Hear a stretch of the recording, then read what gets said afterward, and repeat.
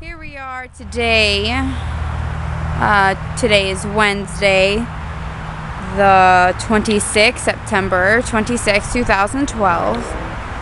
And we are recording Carrie doing one of her daily, weekly chores is her laundry. Now she dries them on the line, so we take them from the house, from the back door after they got out of the washer, and we come out here and with our clothespins and a basket, and we hang them up. As you can see, that job has already been done, so Carrie is taking them down. I think I'm going to need to put them in the dryer. Probably. Yes. The sun's kind of gone now. But as you can see, she kind of wobbles a little bit when she reaches her arms out, tries to fold them, take them down.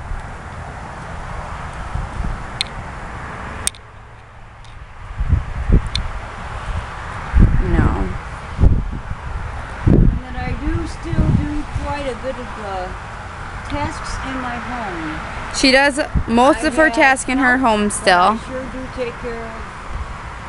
She takes care of her kitty, her birdies. She does cleaning or her organizing with her papers. She's still very independent. Right.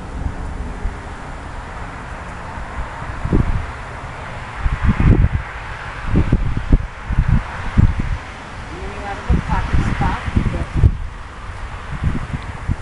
As you can see, her arms are away from her body just then, and she kind of wobbled backwards. And I actually, just only a couple of weeks back, came out. My laundry had been left much later into the evening, and because it was now dark out here, I came to retrieve my laundry, and for the life of me, I was holding and grabbing the clothesline.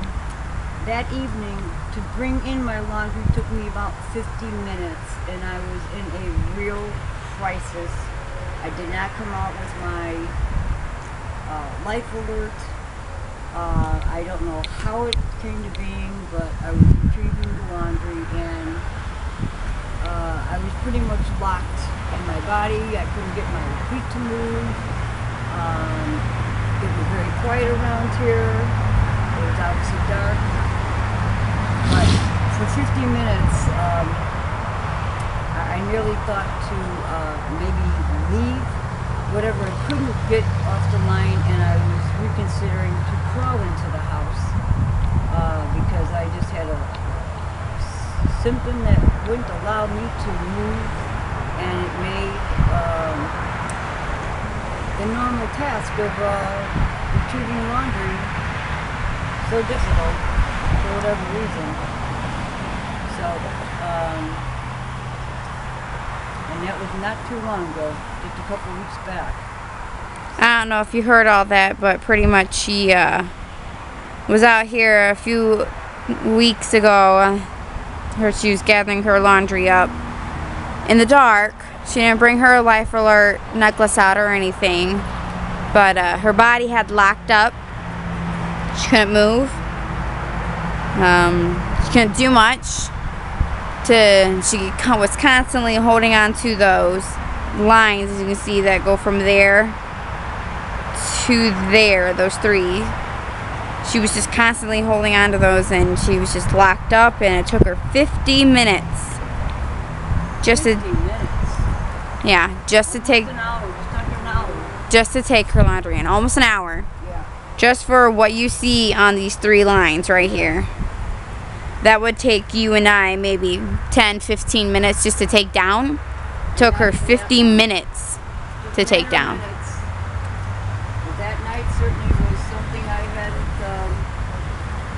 She hadn't planned for it, of course. I've gone before, but to be outside, and then of course to be out here in the dark, and not a neighbor to see, not a neighbor to call on, and definitely not near a phone. So that was my crisis, and the only thing I thought I could do take me any more longer, or if there was any risk of a fall, was I was going to consider crawling in the house. And so, very unusual moment, but I did get in, made it in the house. There was no one outside around, and if she did fall, she was just going to crawl inside the house because she didn't have her life alert. There was no neighbors out. It was pretty quiet, pretty dark out. No one should really call for help for her if she did fall. So,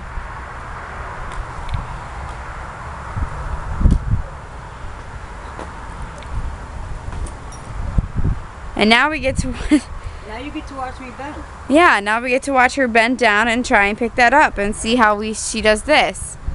You know, this is her everyday chores. This is when anything falls. You know, she has to take her time and be slow about it. Unlike you and I, we could just bend right over, pick it right up, and act like nothing ever happened. You know, for her, it takes a little bit longer. Well, she got it done, and she didn't fall. She's got this first line cleared. Second line, she's got that one shirt right over there, and now she's getting some stuff off the back line. But she has 3 things left: 2 shirts and a towel. And no, she's got to take all these clothespins off. You know, and it could risk falling again. And that means she would have to bend down. But it didn't fall. So good.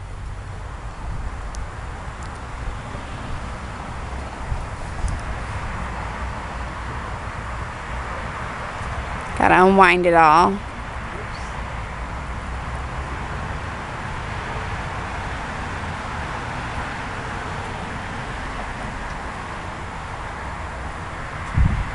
So typically, of course, the reason for me reaching Dr. Hain was, of course, my concern of the nystagmus that I've dealt with in my eyes, and that I did forward to his office in July, I believe, of this year, 2012, or some part in August. My need for an assessment and a consult, of course, and hopefully you, Dr. Hain, can make a difference in my life. I've always complained for several years now the issues of the eyes, and so it does change the quality of one's life because it has everything to do with part of the independence and the movement.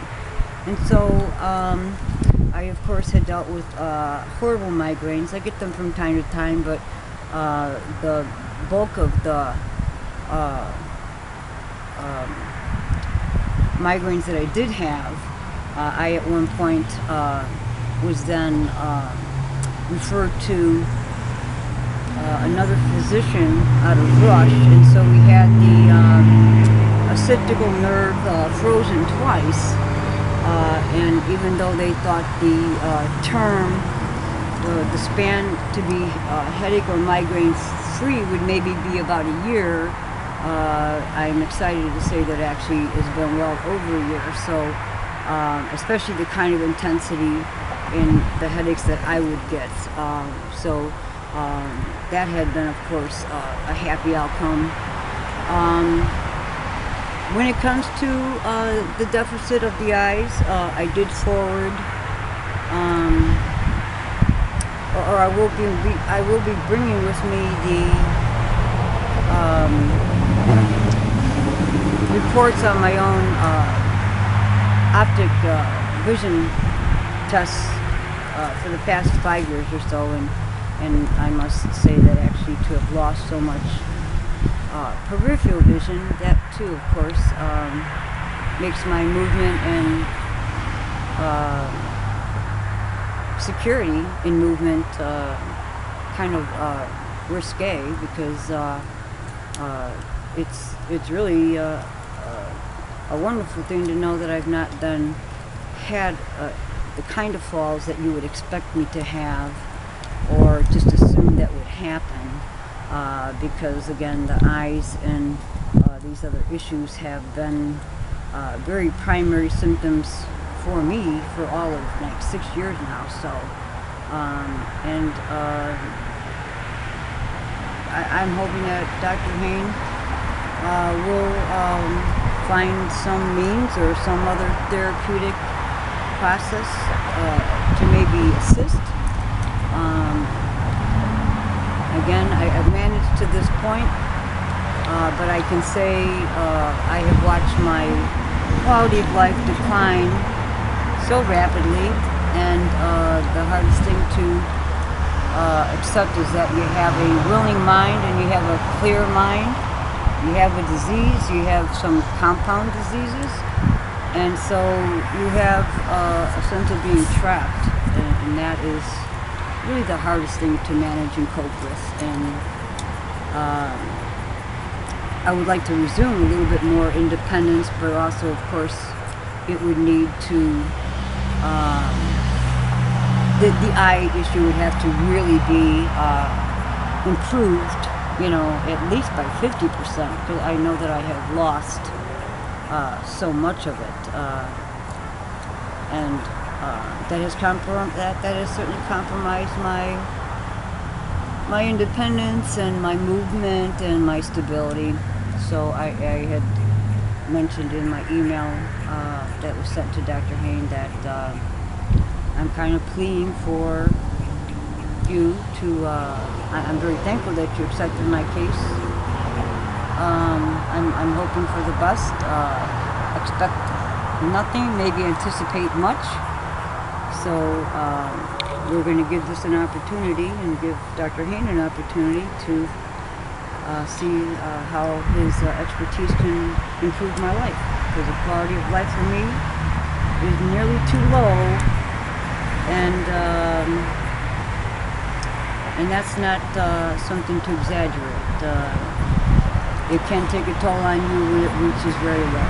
And I've done everything intellectually, mentally, spiritually, faithfully to keep that thinking in that window of my will and my spirit. I tried to keep it alive, but it's very hard to keep it going.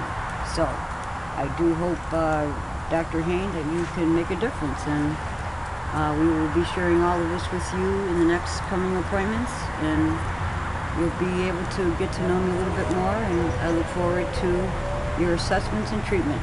Thank you much. Over and out.